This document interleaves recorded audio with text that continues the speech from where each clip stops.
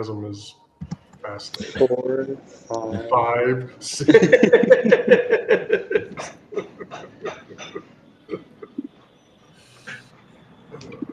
Rainer, are you really traumatized? Am I? Yes.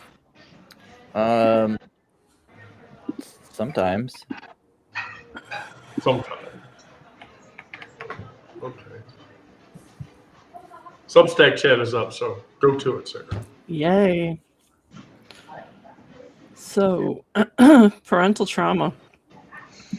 Not something I was really that prepared to go over. The thing that nobody tells you about recognizing parental abuse is it arrives in pieces, not all at once. Although, this time it feels like it arrived all at once. For example, you're 24, sitting in your therapist's office, describing how your mother used to walk around the house naked while you tried to eat breakfast, how she'd comment on your developing body, how your father screamed slurs when you came out and then denied it happened the next day. Your therapist says the word trauma and you laugh because it isn't trauma. Isn't trauma supposed to be dramatic? Isn't it supposed to be obvious? Except, here's what's been living in your bones. The way your stomach still clenches when someone raises their voice about how you apologize for existing, how loving someone feels like waiting for the other shoe to drop, how your body still doesn't feel like yours. There's no greater agony than bearing an untold story inside you. Maya Angelou. But what happens when the story you're carrying is about the people who were supposed to protect you? When the call is coming from inside the house.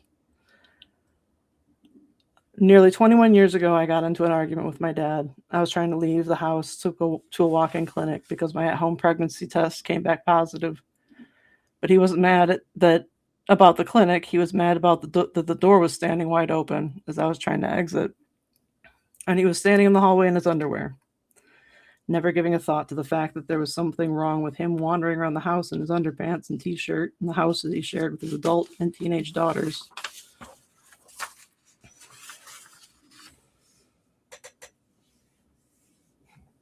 Who wants to go after that? Oh, well, I'll go, Josh. Gosh, that's easy. The whole shaming aspect of a parental relationship, that embodies my entire relationship with Zoe. Almost all of Zoe's experiences involved shaming me into a specific position so that I would behave a certain way or not another way. Parental trauma sucks. Now, admittedly, and I've said this before, Zoe was very corporal, very controlling, very conniving, very narcissistic, and very physically abusive. Getting slapped in the face, that was normal. That was an everyday occurrence. Spankings, those stopped being effective years ago. Those stopped working on me by the age of 8 because they were happening so often. So parental trauma is extensive. So when you say,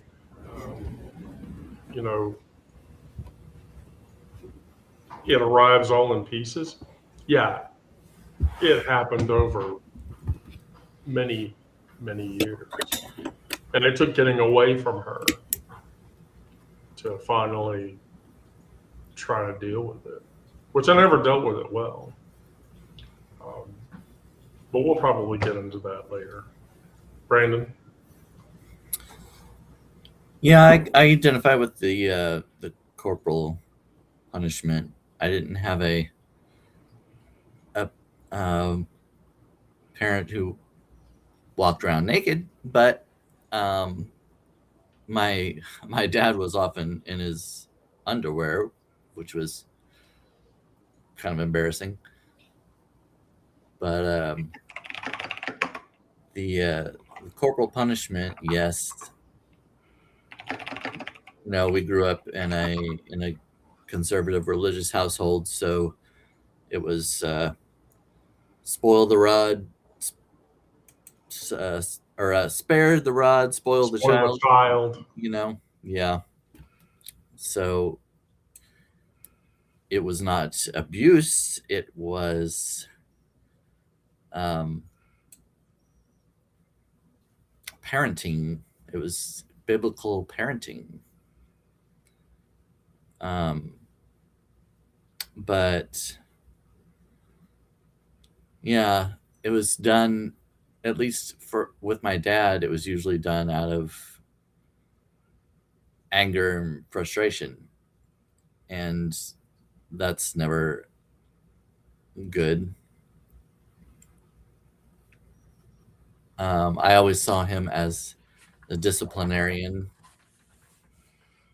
did not experience affection and love from him.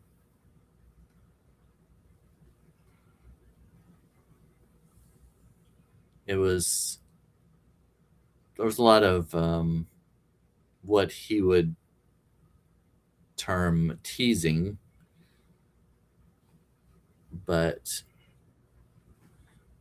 I saw it, especially later, as more bullying.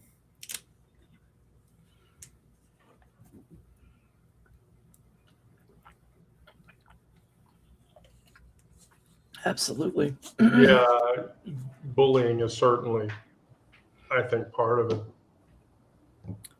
He would, he tried to teach.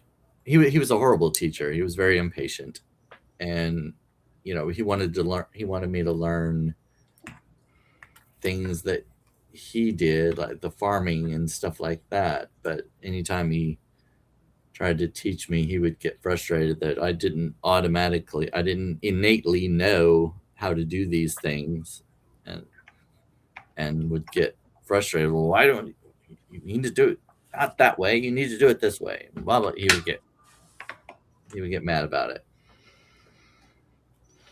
and yeah, I didn't see him as the loving, caring parent. I believe he has softened as he's gotten older. I see it with my nieces and nephews, his grandchildren, and I think that happens with almost every parent. They seem to treat their grandchildren much better than they ever did their own children. But of course, it's kind of too late. Then the damage has already been done to their children, and maybe they're trying to correct what they did wrong by doing it right with the grandchildren. But I don't know. There's those are my initial reactions, thoughts. It seems like they almost overcompensate with the grandkids. Right.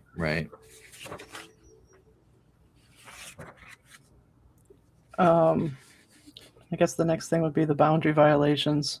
They almost have a tendency to rewire your nervous system.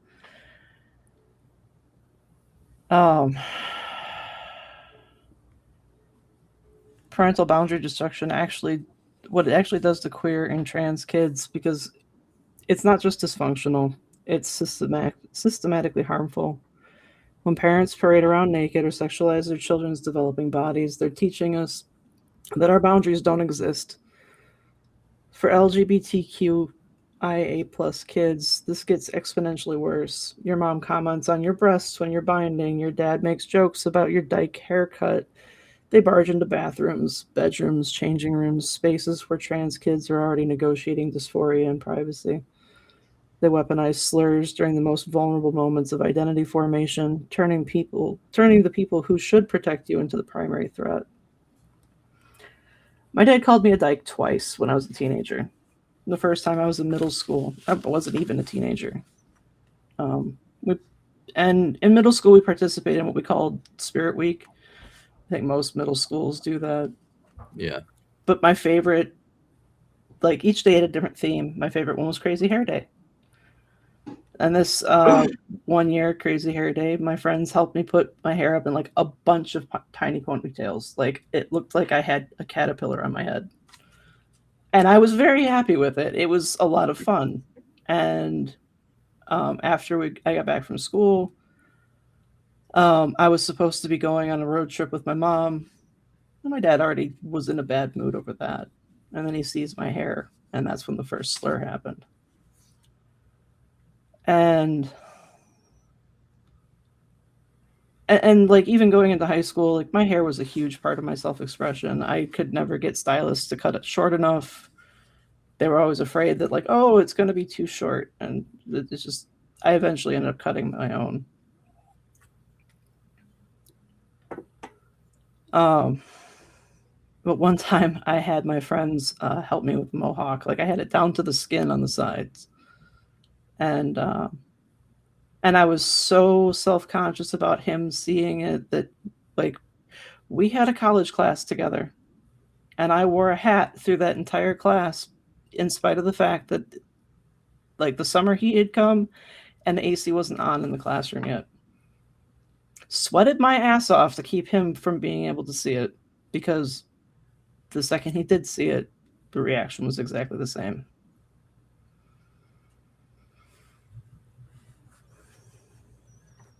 Boundary violations and even exposure to that level of trauma, that teaches us that boundaries don't exist, or at least to our parents, that boundaries may exist, but not for them. For me, that neglect was not passive. It was active exposure. After Zoe divorced my father, my mother did Joan Crawford shit. One strange man versus another would stumble through our home looking for a hot fuck. Because I won't deny it, Zoe in her mid to late 20s, actually late 20s by this point, she was a hot fuck. She was beautiful, attractive, blondish red hair. And that's how guys saw her. And so I learned to just hide when shit like that happened. But from a queer perspective, when I was early teens, I did a lot of cross-dressing and a lot of internal self-exploration. And I got caught a handful of times. Lost a tooth for one of those times because I got backhanded. And I got called a bunch of slurs. I got called a sissy and a faggot and everything else that, you could get called for doing those kinds of things. And that was one of the key reasons for me personally that I buried Wendy in the back of my head. When I was a teenager, that voice was there, and I wanted to listen to it because Wendy's voice in my head made me feel alive. But, when you're a child and you learn to hide, while people are doing things, that's a reality of boundary destruction. The trauma inventory the concept of the trauma inventory talks about how this compounds for people who are different, queer, trans, you know. And so when I was a child, I was already learning that my body and my boundaries weren't safe, and my space didn't belong to me. And so, long before I ever understood what dysphoria and dysmorphia and being trans was, and so that's real trauma, and it's painful. It's very painful. And there's not an easy way to take it back. Brandon. When I was in elementary school, I was friends with more girls than guys because I just didn't I didn't like the things that other guys liked, the sports and roughhousing and that kind of thing. But being friends with girls was not really seen as appropriate. It was only if you associated with girls, that was your girlfriend, and my dad would often tease people if any guy was hanging around with a girl. Oh, is that your girlfriend? And I had one friend all through school. I never saw her as, I never was attracted to her or anything. We were just friends, but I'm sure my parents always thought that I was attracted to her. It just, I never would have been able to come out in high school because that was wrong. That was punishable. And it's just, even if I could go back, I wouldn't have come out then because I know how it would have turned out. I think that's a realization, because I've asked this question too. What would have happened if I'd come out as queer trans at that moment? And the reality for me is that I would probably be dead. I would either have unalived myself or Zoe would have done something very bad. For me, I mean, I don't think I would be, well, I don't know. I really don't know.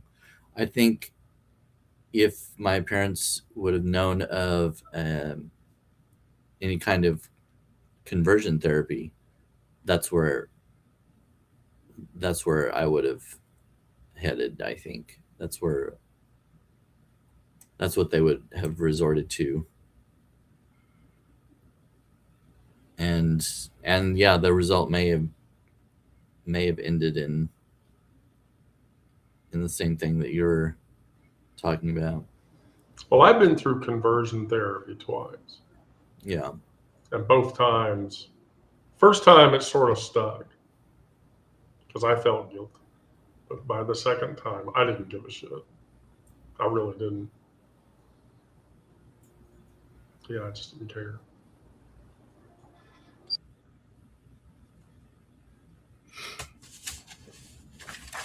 I lost where I was at.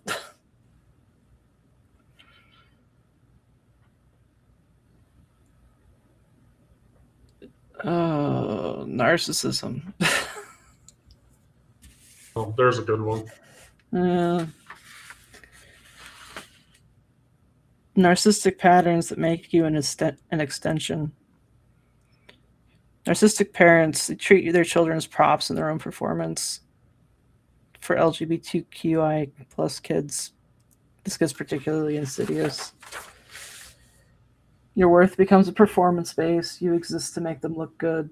which means your queerness, your transness, your authentic self threatens their narrative. They might force you into gendered performances, pageants, sports. And this could trigger dysphoria. They shame your needs as selfish. Wanting gender affirming care is attention seeking. Coming out as making everything about you. Existing visibly queer is an embarrassment to the family. When they make love conditional on your appearance, they're teaching you body hatred or hatred of your body. For trans kids, this means lose weight before you will use your pronouns. For gay kids, dress normal before we'll acknowledge your partner. For anyone queer, your value is what you can perform, not who you are. When my sister and I were kids, our father used to sing the Rolling Stones. You can't always get what you want. And that was to drive home when, like, things we weren't being allowed to have. Like, if there was something we wanted that we weren't being allowed to have, it drove home the idea that personal wants weren't valid. As I got older, as my sister and I got older, he started pitting us against each other. Not in the sense of like we had to fight each other, but if he was being nice to me and wanting to support me in anything, it meant that he was actively in a disagreement with my sister. Or if he was in an active disagreement with me, then that meant that he was playing nice with my sister. And then as I started developing hobbies like making the muscle rub, making the e-liquid, anything that he could benefit in some way that got, he was able to gain from, he supported. Like making the wine, everything. If it was something that he could benefit from, something that he could consume, sure, I'll support that. Sure, I'll get you the tools you need.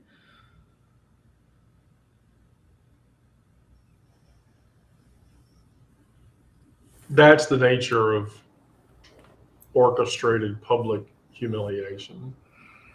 So the narcissist playbook that says that you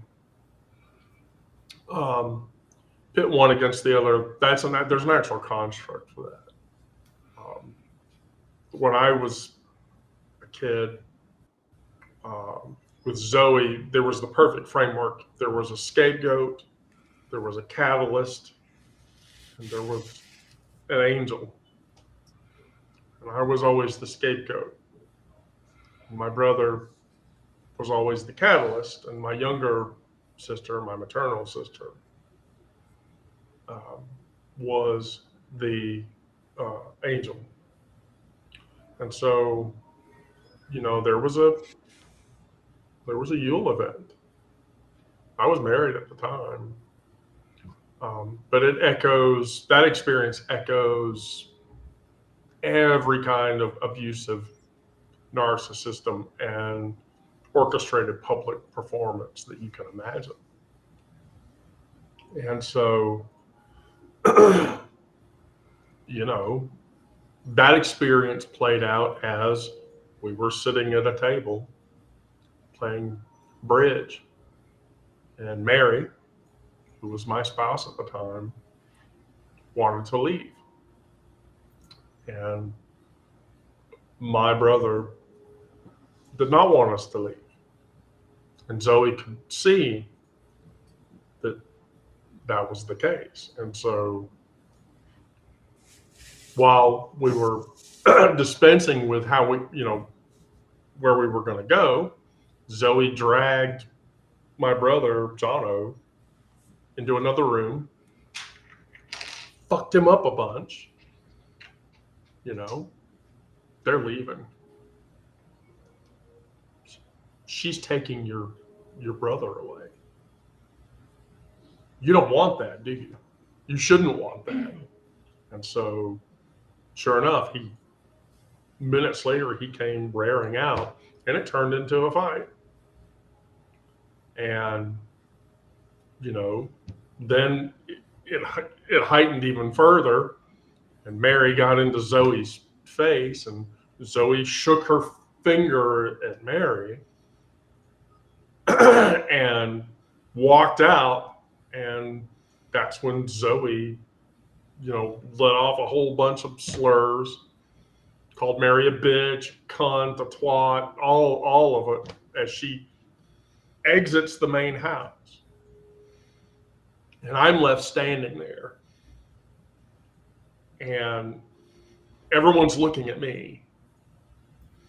And I mean, she didn't deserve that kind of treatment. So, I ran back out from the house after her. Standing there, she was like, "We have a problem." And I said, "What?" "The car keys are still in the house." And I went, "Oh, okay. I'll go in and get them. Sure, why not?" And I did. And Zoe was standing there right next to the kitchen counter, and I walked up to her. At that point, I was not afraid of her anymore. I was, I'd already run away and I'd already married and shit, but I got into her face. I went nose to nose with her, and I said, "You don't fucking say shit like that ever fucking again. Certainly not around me." And then immediately all of the veins in her neck popped out. I got pushed. I got hit.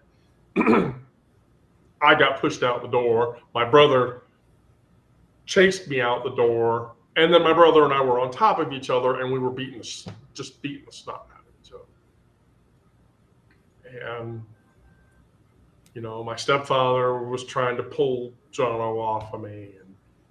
And my sister was trying to pull me off of him. And I mean, glasses had come off, shirts had come off. We were fairly bloody at this point.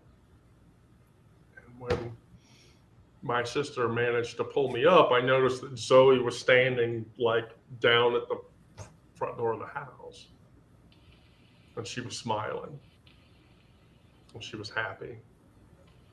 Or whatever. But that's what narcissists do. That the trauma inventory says narcissistic parents make children extensions of themselves. In Zoe's case, she liked to watch people perform for her. But that humiliation wasn't accidental. It was entirely part of the whole fucking plot. And that's how that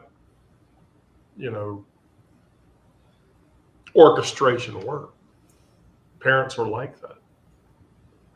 We as people, and I say this in no uncertain terms. There's a saying. The saying says, "Don't meet your heroes. You should never meet your heroes." Because oftentimes your heroes will never live up to the expectations that you would put upon them. That's why you idolize them as a heroic figure. There is a belief that, especially years ago, 50s, 60s, and 70s, 80s even, where parents had the same affect. Don't humanize your parents. You should totally humanize your parents because they're human fucking beings. And they're not perfect. They're very imperfect, actually. So you shouldn't pedestal your parents because when you do, it encourages that behavior. Brandon. Yeah, my father tried to make me an extension of himself. Wanted me to be a farmer like he was. Wanted me to learn that trade, I guess. He wanted me to play basketball because he liked basketball. Tried to teach me, and I had to join the basketball team in 4th grade. Did not like it. Wasn't good at it. I think I got in the game. I only remember one time being in actually a game, and I got my hands on the ball once. I think I dribbled it once and it got taken away. I was not good at basketball, but he never took any interest in anything that I wanted to do that I was good at. I played the piano, and he was not musical. Did not didn't have any interest in me playing piano or being in band. When I was in high school, I learned the saxophone and played in band. And he would go to the concerts. He and my mom, of course, it's kind of an obligatory thing. You go to your kids' major events or whatever, but not out of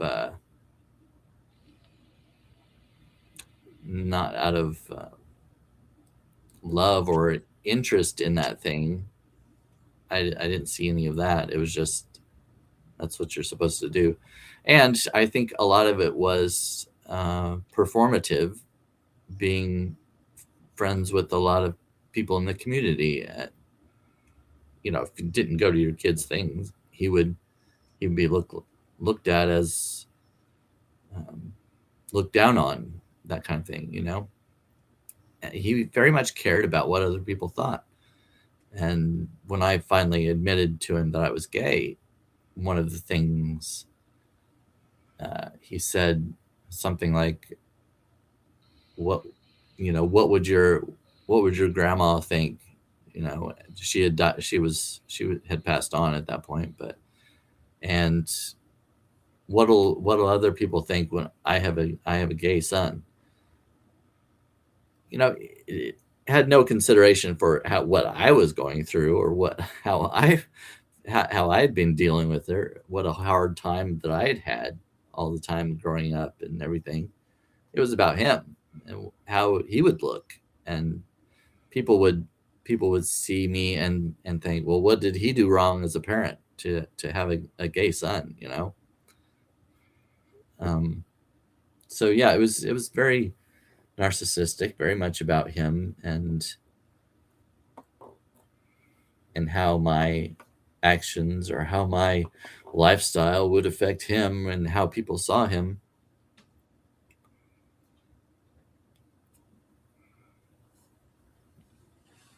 He's that way with everything, really. He can't see things from other people's perspectives.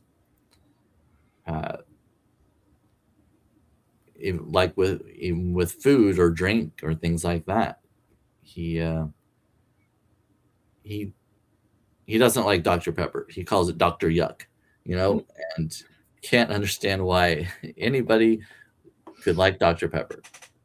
But he eats pickled pig's feet,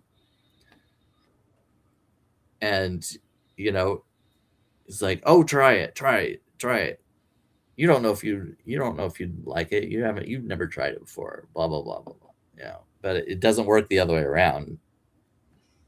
If he doesn't like something, it's okay. If he doesn't like something, it's nobody. If I don't like it, then nobody should like it. That's just his personality. I'm sorry, Brandon. I just feel like somebody that eats pickled pig's feet cannot judge somebody else for enjoying Dr. Pepper. Which, by the way, I want to remind everybody is basically carbonated prune juice. Yeah. Maybe that's why I don't like it. Yeah, I don't really like it either, but I understand. I know that everybody has different tastes and everything, and I don't blame anybody else for liking it. That's fine, Right. because I can understand that we're all different. Our brains are all different. Our tastes are all different, and it's not abnormal for someone to like something that I don't like, and vice versa. Right. That's where I think the empathy comes in, or lack of empathy on his part. Some people just aren't able to see things from someone else's perspective or understand them. Sarah. I want to point out that I feel like I had the complete opposite experience that Brandon had. Because I was the one that was into sports and my dad was the one that was into music. Oh yeah. But even when I tried to do music, he didn't support me in it. So, Mm.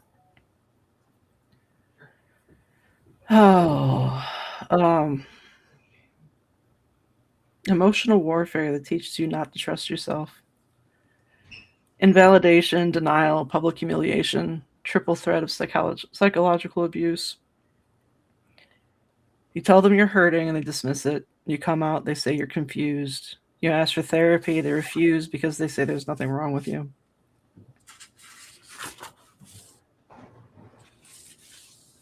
You express gender dysphoria, they mock you at your family dinners. They humiliate you in front of friends, teachers, strangers, because destroying your dignity in public reinforces their control. When you try to develop autonomy, get a job, move out, transition, they weaponize money. They make it clear independence will be punished. For queer and trans kids trying to escape, this economic abuse becomes life-threatening. In the second grade, my best friend moved away, and life at school fell apart. It was frequent that I would come home exclaiming that it was the worst day of my life.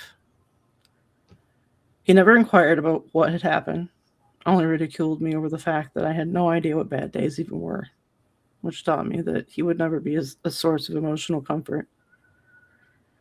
I requested access to therapy twice while I was a teenager and was refused both times, no explanation given. He used to sing inflammatory songs about me and my sister. He had been singing mine since I was an infant. Used the lyrics to make fun of the fact that I was angry or, in his words, serious. There's pictures of him holding me up and making me dance while he sang when I was barely a toddler. He sang one ridiculing my sister for her bedwetting, even though it was caused by her asthma, and he refused to make any lifestyle changes that would help alleviate it. He would get angry with me for he got angry with me for exploiting a loophole in a loan agreement between us. It resulted in my financial freedom from him. Well, wait. How did that play out? Which one? The loophole. So I was trying to get the security deposit together for renting a house. Right. And I didn't have enough. So he said that he would provide me with the full amount for the security deposit. Drew up this loan agreement. And said that if we paid everything back with like the allowance of one late payment, that he would give us the full amount back right then and there. That, it was no strings attached. Right. And I realized, and that there was no penalty for paying it off early. And I realized, standing there talking to him, that if I handed him the money back, the loan would be paid, and he'd have to hand me the money back, no strings attached. And he got so pissed when I did that. Something about trying to teach me financial responsibility, even though it would have been causing me more financial distress on a month-to-month basis. Yeah, emotional manipulation works that way. When you tell your parents that you're hurting and they dismiss it, that's the assertion that independence is not tolerated and will be punished.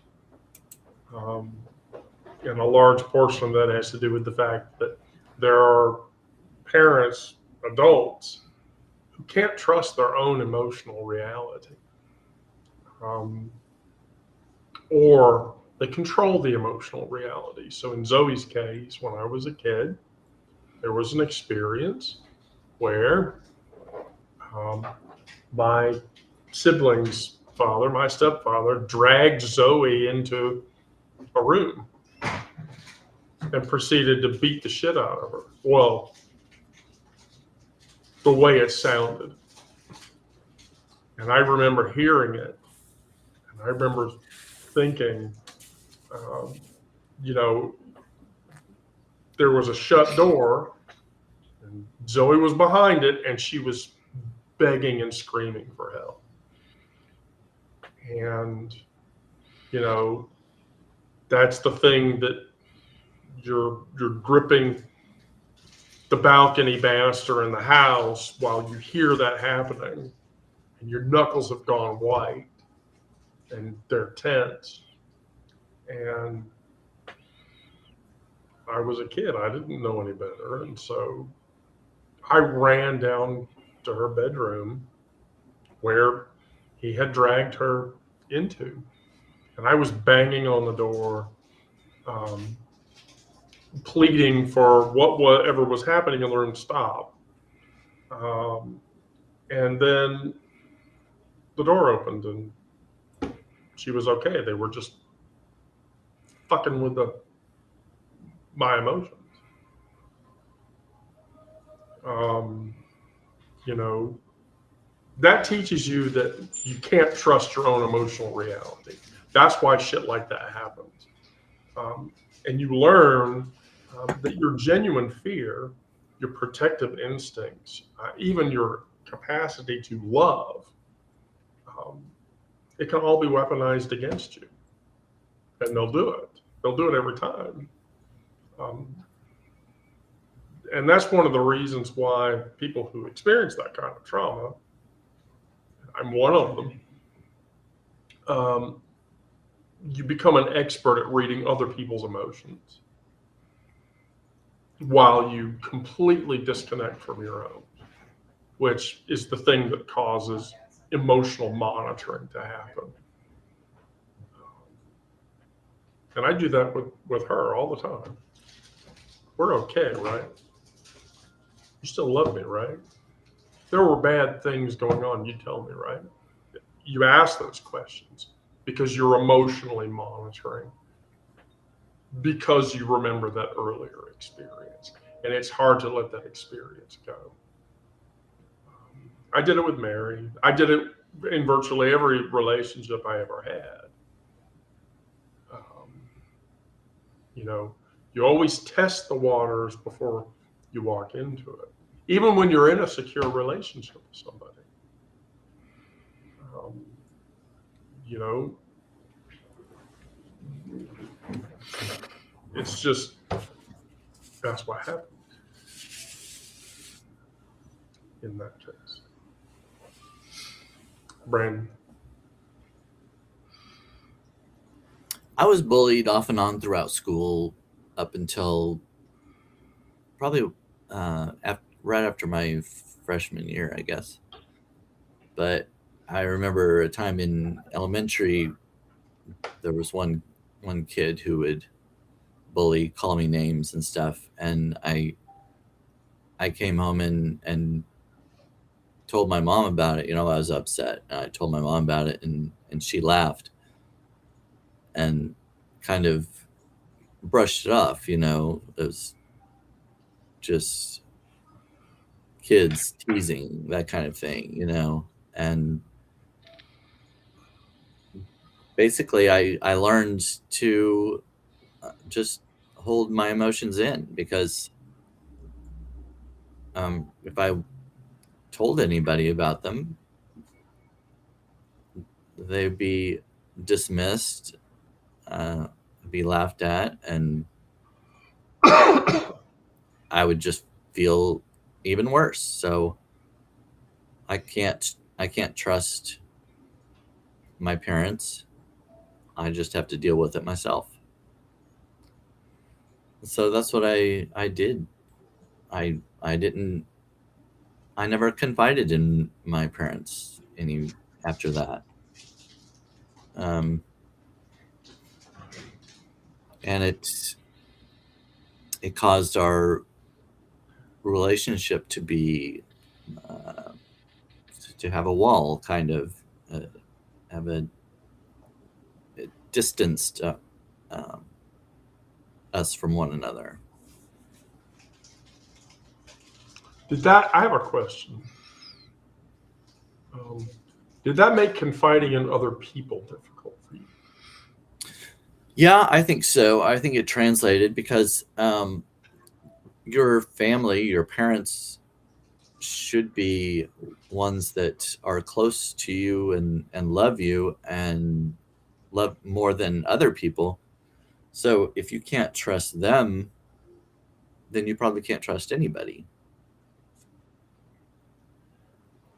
So yeah, it's I never really confided in anybody for a very long time, not until I was an adult, I guess. Well, because how could you trust that? If you Right. can't trust that at home, how could Yeah. you trust it anywhere else? Yeah, exactly. That's what I'm saying. It's just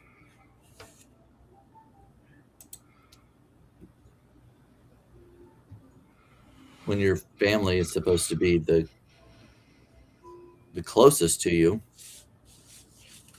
a friend or a stranger, you can't trust them more than your family. No. I think that's one of the reasons why with Zoe, I let that abuse go on for as long as I did, because it became so normal, so commonplace, that for a long time, I actually believed that's what parents did to their children and that it was okay. It wasn't until years later I got into therapy and I told somebody, um, and the person looked at me completely daftly and said, "You experienced this as a child?" And I said, "Yes." And they said, "That's not how you treat a child." Then they asked me, "Would you treat your own child that way?" Well, no, of course not. Because I don't want my own child to experience pain. Um, you know, I tell people there's a book sitting on a shelf in my home that I refuse to touch. If it has to be moved, somebody else has to move it. I won't move it. And that's all tied to a very specific element of trauma that was caused entirely by my mother. It's powerful and it follows you until you deal with it. And I would say at 53, I still don't have all of it dealt with, despite hundreds of EMDR sessions and countless hours of therapy. So I understand. When you grow up in a certain environment and you don't see how other kids deal, how parents deal with their kids, you just kind of think that the way you grew up is the way it's supposed to be, that it's normal. You don't have anything to compare it to, really. If you don't, because you can't see behind closed doors, you don't know what kids are experiencing with their parents, and so you just assume as a kid, well, this is just the way it is. This is how parents discipline their kids. This, so you don't question it, especially when the church kind of, you learn that you're supposed to spank your kids, and well, I guess that's what this is.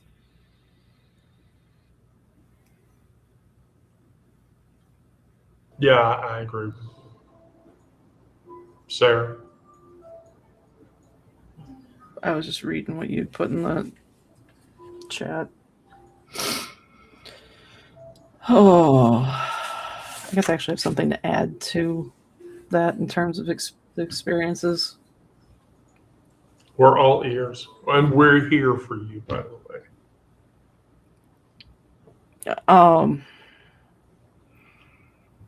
So when I got pregnant with my daughter, or my child, my father tried to force me into getting an abortion. Beyond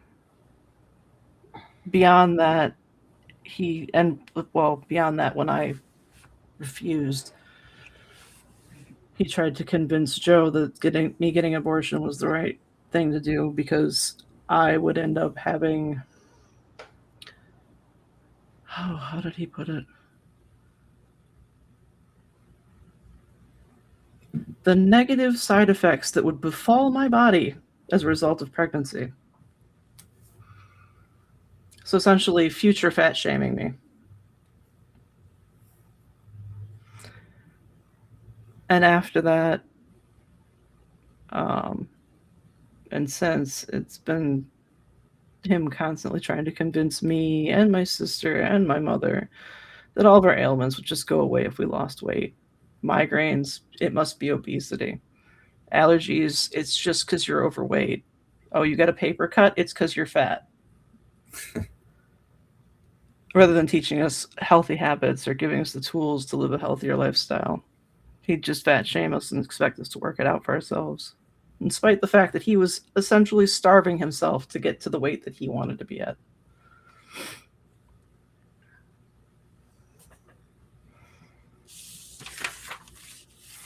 That is bullshit. I never experienced the reproductive coercion that you're talking about. I experienced a reverse abuse around that growing up as a child. So reproductive coercion is itself a violation. Using reproductive narratives as a trap and removing autonomy over one's body and future, much less shaming somebody over their body and their future, is entirely abusive. But when I was a kid, Zoe had this habit of, when my birthday would roll around, which, by the way, if you didn't know this, I consider my birthday to be the worst day of the year, and I hate it. I mean, I viscerally hate my birthday, and this is one of a variety of different reasons why that's the case that I'm about to tell you. So, on my birthday, starting around 7 or 8, my mother on my birthday would approach me and sit down, and she'd give me this speech, and I had to listen to it. And the beginning of the speech always began with, when I was younger, I was miraculous. And my birth was miraculous. And it was miraculous because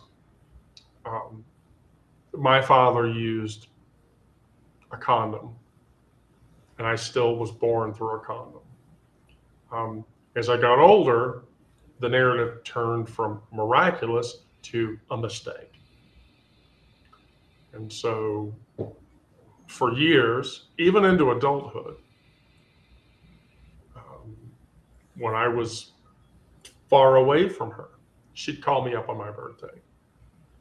You were a condom baby and your life was a mistake, but I raised you anyway. So I had that guilt thrown on top of my shoulders. And that's about forcing a control narrative.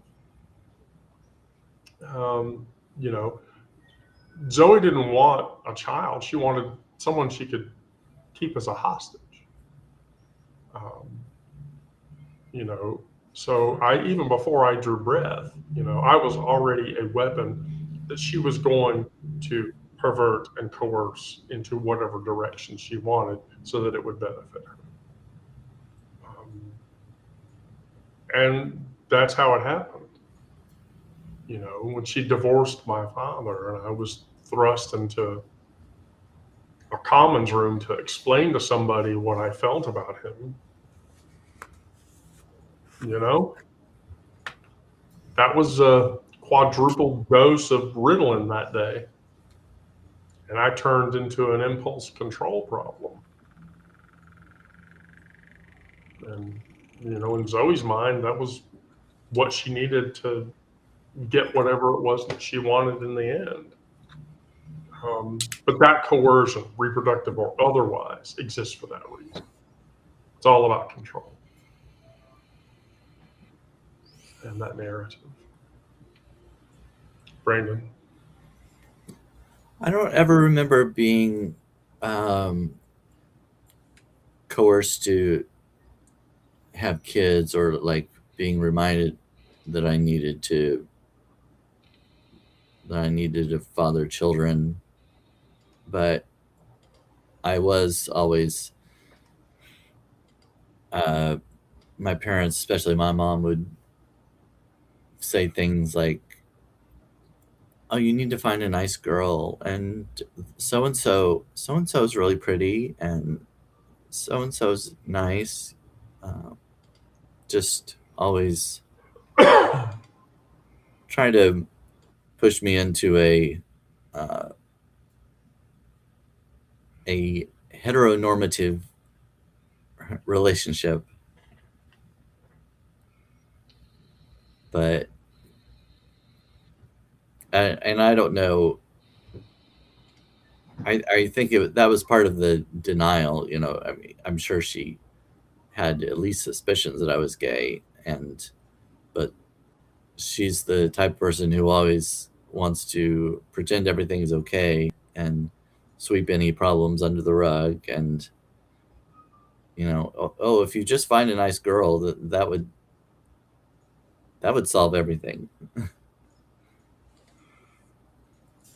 But specifically, having kids, I don't remember. I don't remember that. I don't think they ever mentioned that part, but I guess they probably thought that would happen naturally if I were just to find the right girl. Then Well, that part of the narrative rides into the coercion. yeah, I mean, you felt coerced as a kid, right? yeah, Right. Because as a child, you're required to please your parent, which is bullshit. yeah. It goes back to the extension of themselves. Yeah. It feeds into that. Feeds directly into it. Sarah? I guess that just kind of leads back to what everything had in common.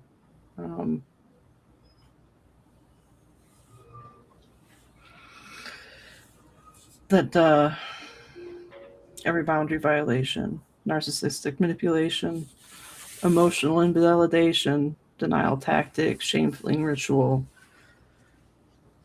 public humiliation, financial control, and on and on. That they're all designed to make you believe you don't exist. You don't get to exist in your own terms.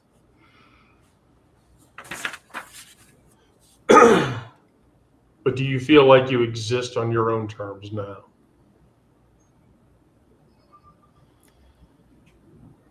I feel like I'm getting there. That I'm learning what that even means for me. Why? Because I've spent 42 years fitting myself into somebody else's mold.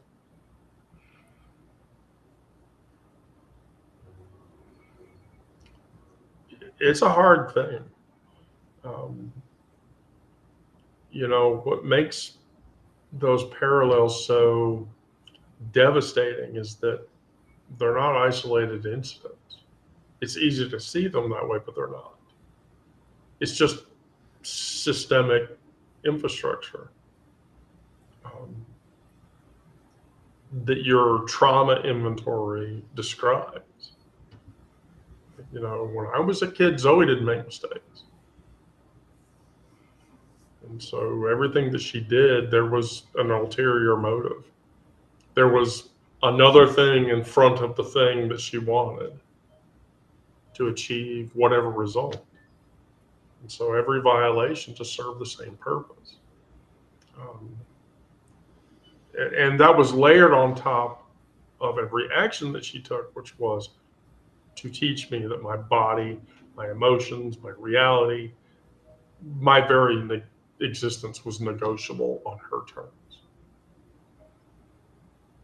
And had I stayed connected with her, I have long been convinced I wouldn't be living today if that were the case. I wouldn't be, because I wouldn't have been able to tolerate it. And going back to my earlier experience, my brother and I in the front field of the house, beating the shit out of each other, blood in my mouth. That was the taste of me attempting to finally claim ownership. And then build that brick by fucking brick. Because that's the reality of it. And so, you have to take ownership. If you don't take ownership, then you just get stuck in the same patterns. And it turns into a cycle over and over again. Until you can stop that cycle from happening. That's the hard part, though. That's the hard part. The worst of it. Brandon, we're right at the top of the hour, by the way, so. Overall, I think parental influence is especially difficult to overcome.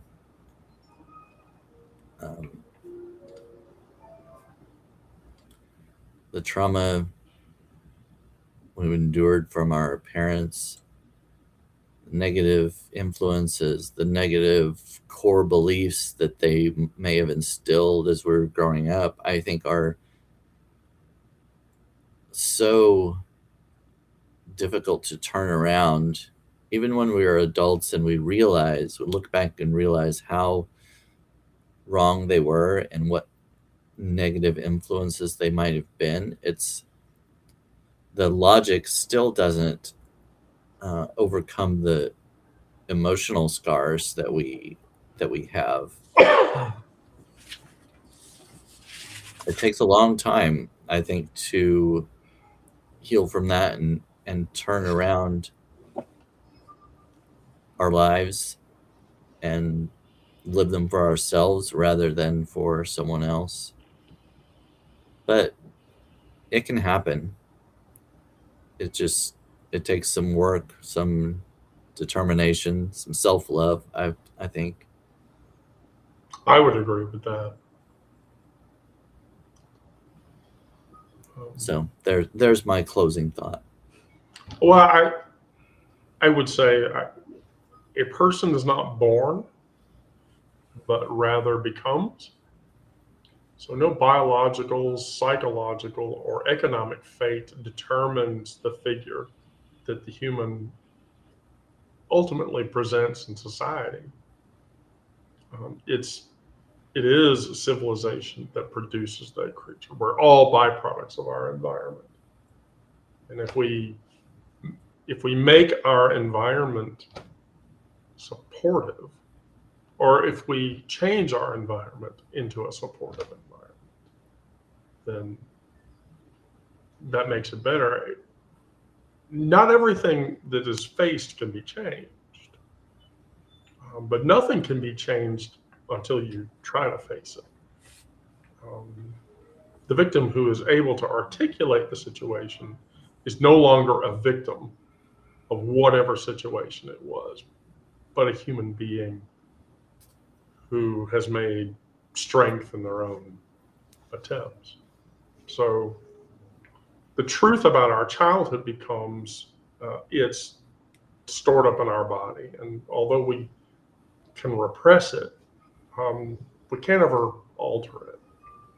Our intellect can be deceived, our feelings manipulated, but the body itself, it can't be fooled. And it always keeps score. And so, the conflict between the will to deny whatever horrible events happened and the will to speak them out loud in front of 27 people at 2 in the afternoon Eastern Standard Time in front of other people you give a shit about is the central dialectual of dealing with psychological trauma. Recovery can only occur within relationships, be they romantic, platonic, social, equalitative. You can't do it in isolation. You just can't. Because you don't get affirmations and you don't get validations and you don't get that people say, I understand what you're going through and how you felt that way and why, and I am sorry. And that's really the root of it. Whew.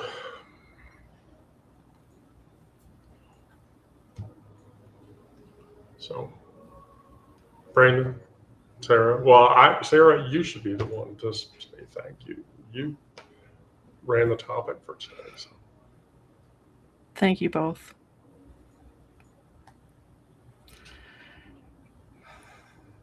Brandon, I have something off topic to say that I've been wanting to say for a while, and that is that you remind me very much of my best friend, Mark.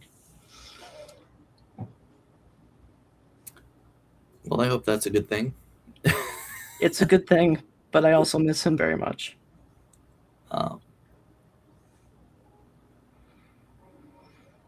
So being able to have these conversations with you is kind of like having conversations with him.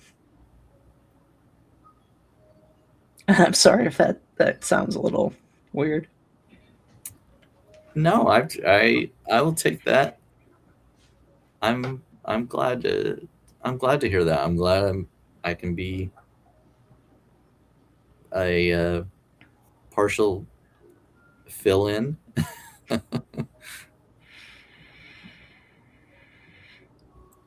Well, Brandon, I find you the very easy to talk to.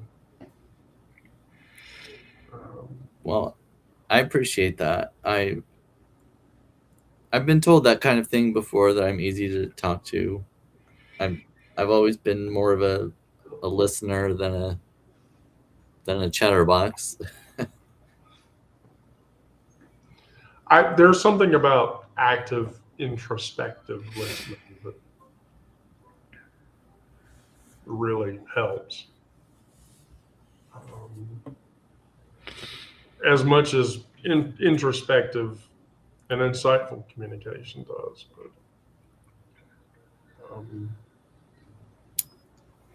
Well, I've enjoyed our interactions, Sarah, and I enjoy your personality and your humor. Thank you. I appreciate yours too. Okay. That's completely off topic. I'm so sorry. Well, if you would stop crying, Sarah. Yes. Stop crying. All right, I'm done.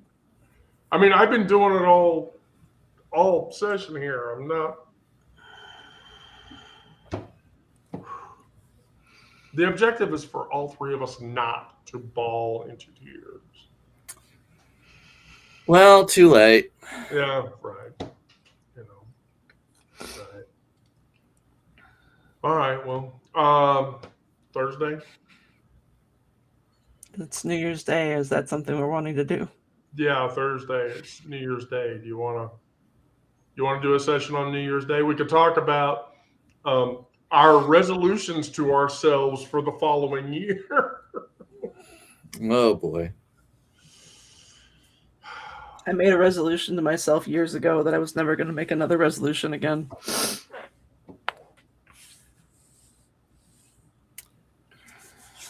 How about New Year's dissolutions?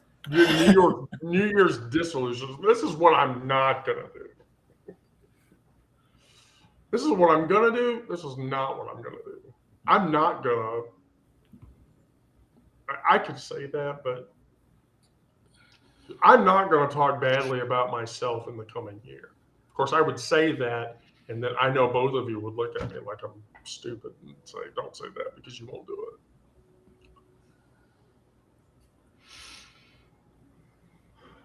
Don't say that because you won't do it.